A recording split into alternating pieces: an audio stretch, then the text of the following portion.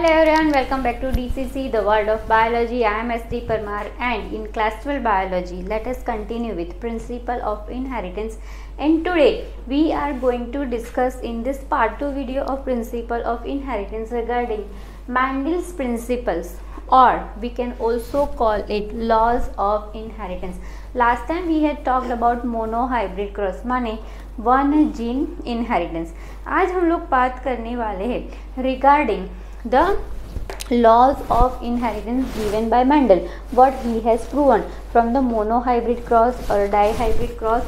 All the laws we will have to study. So let us first discuss about the thing of Mendel's principle, in which first I want to discuss that is the law of dominancy. Okay, so first is law of dominance. What is this the law of dominancy? So in monohybrid cross or one gene inheritance, we have learned that Mendel had taken the contrasting characters of two plants, or we can say that two plants having contrasting character from each other. The characters were the height of the stem, either tall or dwarf. So here from this cross, from this monohybridization, what did Mendel conclude? That was the thing that this kind of inheritance or transformation of character is because of some specific discrete units which are called factors. So first point we will mention is that transfer of characters are because of discrete units, and these units are called factors who are responsible for transformation of characteristics from parents to progeny. ये हमको Mendel ने बताया था, हमने भी देखा है monohybrid cross में. when we studied about the crossing between tall plant and the dwarf plant, the genotypic ratio what we got, that was 3:1.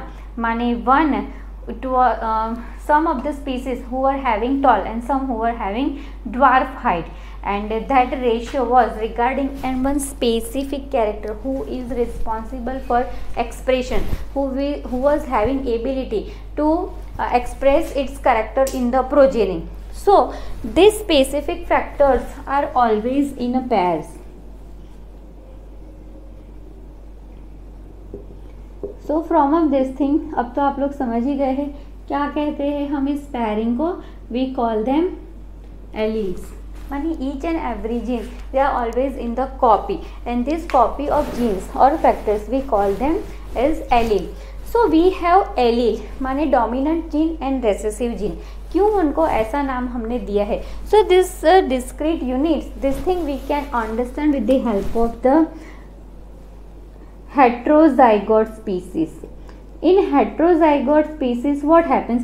होमोजाइगोस में तो सेम ही गेमेट बनने वाले हैं, तो उसमें हमें सोचने की कोई ज़रूरत नहीं. Like what was the TT plant और small TT plant.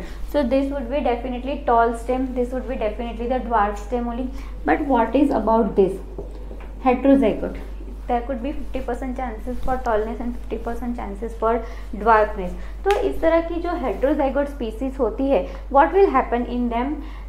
In this, the gene which will be expressed, that is called the dominant gene, and this gene would be having ability to mask the manifestation of the other gene. जैसे कि tallness is countering, tallness is masking the expression of dwarfness. ये इसको express नहीं होने देता है और tallness का जीन जो है वो एक्सप्रेस हो रहा है. So this kind of masking, the gene who is superior, the gene who is having ability to be expressed, उसको हमने नाम दिया, सॉरी मेंडल ने नाम दिया है dominant gene.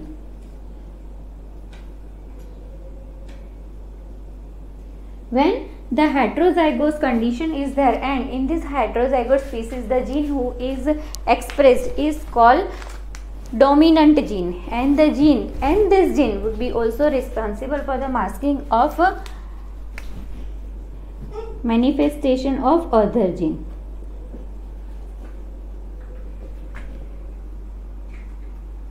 So from this character we have given this expressing gene name as a dominant, और जो express नहीं हुआ है उसे हमने नाम मेंडल ने नाम दिया है recessive. So we have two factors, recessive and dominant. Dominant which is manifesting, and recessive which is not getting manifested due to dominant gene. So this is the first law, which is called law of dominance. वैसे first law तो नहीं कहेंगे, first law तो हम लोग law of segregation को कहते हैं, तो इसको हम यही बोलेंगे law of dominancy given by Mendel.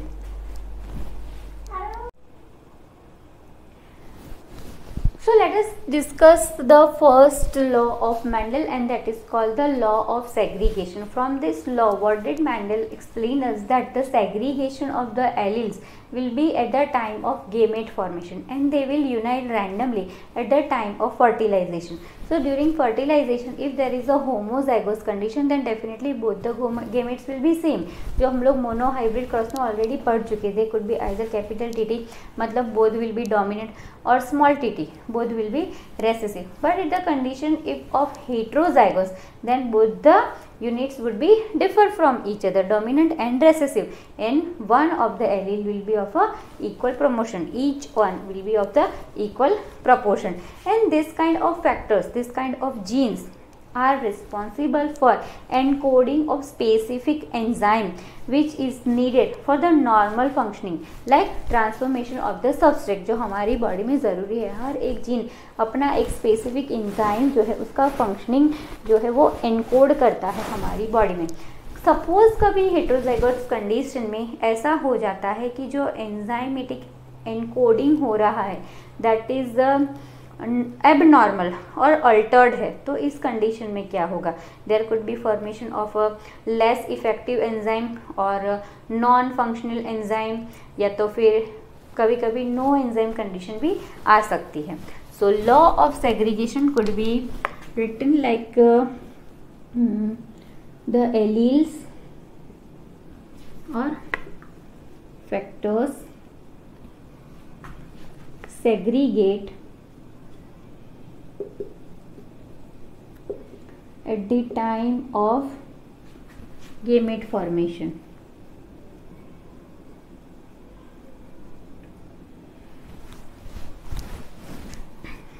And unite randomly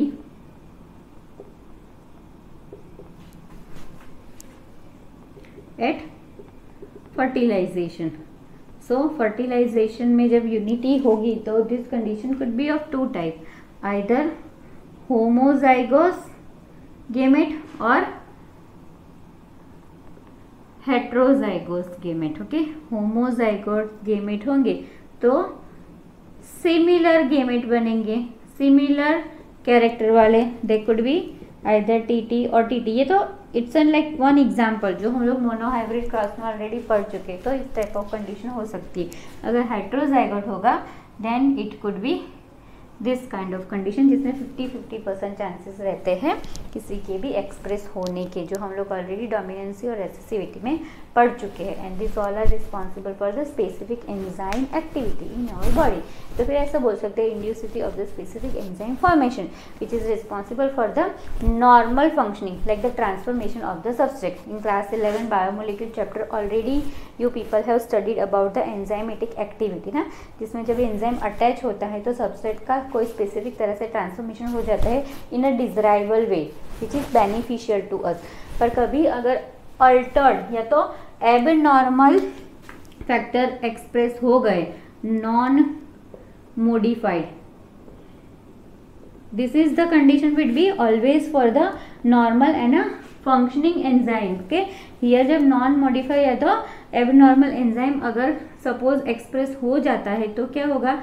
कभी कभी नॉन फंक्शनिंग एंजाइम डेवलप होते, प्रोड्यूस होते जिसका बॉडी में कोई काम नहीं रहता, और less active enzymes and sometimes no enzymes. Okay, so this is about the law of segregation.